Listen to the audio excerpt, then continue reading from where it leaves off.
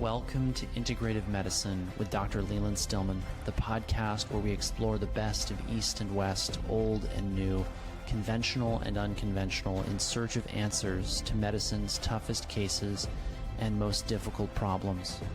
This podcast is for informational purposes only. Diagnostics and therapeutics discussed on this podcast may or may not be right for you. So talk to a qualified practitioner before taking action based on what you learn here. If you'd like to become a patient at my practice, go to stillmanmd.com to schedule a complimentary discovery call. Thank you for listening and welcome to today's episode. Are you eating clean, healthy food, picking the highest quality ingredients, walking away from the grocery store with a bill that feels astronomical and yet you still don't feel well? I'm Dr. Leland Stillman. I'm back for an exciting episode for you where I'm going to break down one of the most common mistakes that I see my patients making. And I want to be really clear from the outset. This is for you if you're already motivated to eat well, you're eating high quality food, picking high quality ingredients. You work really hard at your health. That's how you feel anyway. And yet you feel like you're still not making progress. One of the things I've found in practice may shock you. You may just not be eating enough. So this comes up in my practice all the time. I'm going to call this woman Julia, but the truth is there are so many women who fit this story in my practice that I can't even keep track of it. Fewer men, more women, but yes, this problem does apply to you as well, gentlemen. So pay attention if this resonates with you. I often see patients who come in having eaten very carefully for many, many years. Organic, whenever possible, minimally processed. They often practice portion control, often because they're concerned they're going to gain weight. They don't want to gain weight. And that actually starts to create a problem. They're often under-eating protein, potassium, and folate. Those are three of the most common deficiencies that I see when we actually look at their dietary data.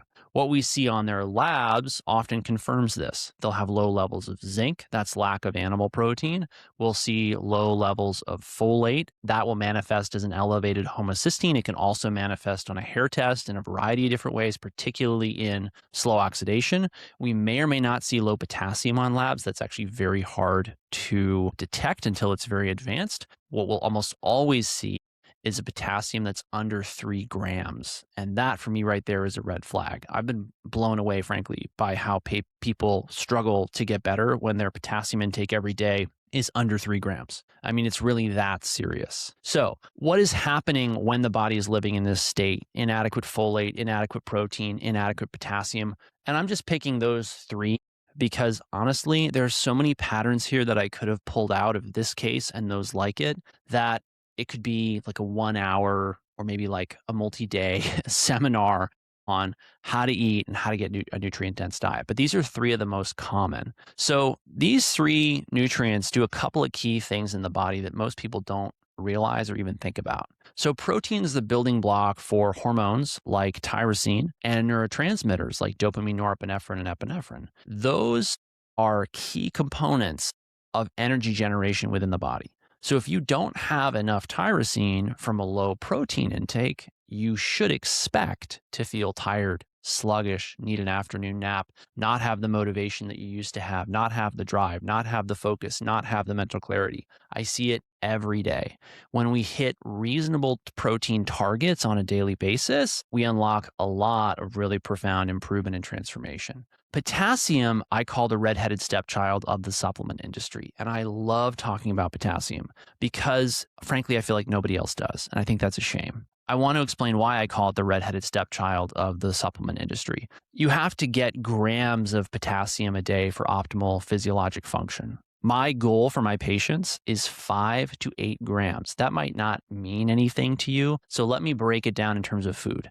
That would be 2 large baked potatoes, 3 large bananas back to back. That's a lot of food, okay? There are people who don't eat that much food in an entire day. And those are the 2 heaviest hitters in my book when it comes to potassium on a per gram basis. There's other sources, and I'm not telling you all to go out and eat 2 large baked potatoes and 3 large bananas every day. It's more context dependent than that. But I consistently see people avoiding or eating small or too small portions of potassium-rich foods, creating this deficiency. Now, what does potassium do in the cell? What potassium does in the cell is it participates in the water bonding networks of the cell that allow for energy generation to happen. And guess what happens when you don't have enough potassium? You feel tired. You feel sluggish. You basically run out of energy production across the entire body. Now, here's what happens when you have too much sodium in your diet relative to potassium. You wind up with things like high blood pressure. You can wind up with immune dysfunction. You can wind up with a whole lot of other problems. Why don't people hear about potassium from supplement salespeople and marketers? Simple. If I were going to tell you to get a significant proportion of your daily potassium from supplements, I'd have to tell you to take like 10 capsules, and you would think I was crazy. It's just not reasonable. The other reason is that potassium in people with particularly chronic kidney disease can cause death. Not to put too fine a point on it, but it can actually be lethal because the kidneys have to filter it. So in a small proportion of the public who may or may not consume YouTube videos like this, right, it can actually be really dangerous, and you have to moderate your potassium intake. In fact, in extreme kidney disease or end-stage renal disease, on dialysis, patients have to carefully restrict potassium to less than 2 grams a day. And I just told people that my goal for my patients is 5 to 8, right? So you can see why you've never or maybe rarely hear about potassium. But I have to tell you that when we get patients on a potassium level in their diet that meets their actual physiologic needs, some really profound, powerful things happen. And that's why you can probably tell I'm really excited about it. So that's what happens with low potassium. What happens with low folate? Folate is required for detoxification of the body and production of hormones and neurotransmitters. And honestly, that is like the beginning of what folate does. It does a lot more than that. But here's what I tend to see when people don't have enough folate. As far as like a clinical picture, they wind up with all kinds of problems related to their overall health. And again, it's hard to be specific here because it can manifest in so many different ways, but they'll wind up with high blood pressure. They'll wind up with a high homocysteine that then predisposes them to cardiovascular disease and stroke and heart attack and all these other things. And they'll wind up with this gradual worsening of their energy and their mood and their motivation. They may end up with, frank or outright depression or anxiety. Why? Because the folate is not available to create the neurotransmitters and the hormones that they need in order to feel healthy, normal, motivated, and to enjoy life. That's one of the reasons why folate is something that I pack into pretty much every supplement protocol that I give to patients. Because what I've observed is that when you don't give them adequate folate, particularly when they have a significant need, you will just not see the same results as when you do. What I don't think patients realize is how much of their folate intake is truly in their control. And I'll give you 2 quick anecdotes to explain this. So I was just reading my friend Joel Salatin's book, The Marvelous Pigness of Pigs, and he points out in his book that the pastured eggs they raise at his farm, Polyface Farms in Virginia, were documented to have 1,200 micrograms or 1.2 milligrams a day of folate. And I remarked to my wife, who I was reading the book to, and our son, I'm reading this book to my wife and my son right now. I remarked to them, I use this much folate as a base for patients. I might add more if they had a higher need, but that's like the base. I put almost everybody on 1.2 milligrams a day of folate. Joel gets that in 1 egg from his farm. Now compare that with the USDA standard for an egg. It's much, much lower than that. I don't recall exactly off the top of my head, but it's something like 100 micrograms or less. So just changing the source of your food to a more local, more slow food, more regenerative agriculture source can have a huge impact on your nutrition that you may not see, but let me tell you, you can feel the difference, okay? I'm going to give you another story. I've observed that patients often avoid legumes, lentils, and beans. Why? There's a lot of hate for these foods out on the internet because some people don't tolerate them well. And I get that. Believe me, I have plenty of patients who can't eat them. They just do not tolerate them. But here's the thing. One of the things I noticed is that in traditional cultures, these foods often figure very prominently on the menu. Even in cultures where people had very robust, impressive health before civilization arrived and they got running water and electricity and processed food, right? So legumes, beans, lentils can't in and of themselves be bad for people. And I started to notice too that in traditional cultures, they often are kind of a staple food. They're there at every meal. And I thought, there's got to be something to this. Well, guess what? Lentils and beans are, in my book, on a gram basis, your best source of folate. So I would observe that patients would come in with severe folate deficiencies. They never eat beans or legumes, and we have to give them 1 milligram or more of folate a day. When you look at how that stacks up against actual dry legumes, lentils cooked from scratch at home, properly prepared, you can get half of that from just 1 serving of that 1 cup. Very reasonable to do. And so what I realized is we were supplementing people to make up for a very dysfunctional diet. Now, again, I can't say all of you go out and eat lentils and legumes and whatever. You have to make sure that your diet is right for you with a qualified practitioner. But I observed this over and over and over again. And I thought, how much supplementation would we actually need to optimize lab values if patients ate the right diet? Which is why at our practice, I often say this, we're food first, supplements second. We, in general terms, make so much less money than a lot of functional medicine practices on supplements because I try to be ruthlessly efficient with the stacks that we're handing patients. And you're not walking out the door with like 30 different SKUs and a $500 supplement bill for a month.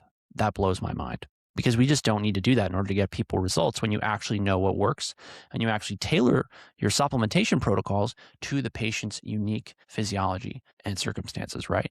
Not that there's, sometimes a time and a place for like a lot of supplements, really aggressive protocol. I get it, but I see that happening over and over again. People are over supplementing, but they're not taking the right things, often because they lack this fundamental insight into what are they actually eating. And then they don't understand, well, how can we fix the holes in your diet so that you don't need so many supplements and you get better clinical results? So back to the story. I was not surprised to hear from this patient that she was weak, tired, anxious, depressed. This is protein shortage. She's lack of energy. This is potassium. It's folate. It's all of them together, right? Again, she was eating high quality food, but she wasn't eating enough and she was missing some essential food groups. All right. You have to understand that everything your body does, how you feel, how you function, how your organs work, your immune system, your sleep, your mood, they all depend on these raw materials. And if you do not put the right things into the body, you will not get the outcomes that you want. This is just simple biochemistry and biophysics. And yes, there's a certain truth to like mind over matter, and mind body medicine has a huge value. But believe me, it can be so frustrating to be working on all that stuff and trying to maintain a positive mindset and then find out that one of the big stumbling blocks in your way, one of the big obstacles that was holding you back is one or two simple dietary changes or a foundational supplement that you were just missing. One of the biggest mistakes, I want to make sure I hit this point because I see it happening all the time, is that people will also tend to overcook their foods. Folate, I mentioned specifically in this video, is very heat sensitive. In round numbers, if I recall correctly, when you freeze it or reheat it, something like a third to 2/3 of the folate in the food is destroyed. Stop and think about that for a minute. You buy a ready to eat meal, it's frozen, you reheat it, you don't eat the whole thing, you put it back in the fridge, you reheat it again. You just cut your folate intake by what? At least 2/3, right? What does this mean? We have to take the time to prepare foods in a way at home that preserves their nutrition. We have to take the time to connect with local farmers so that we can get the food as soon as we can from the field. That's the future.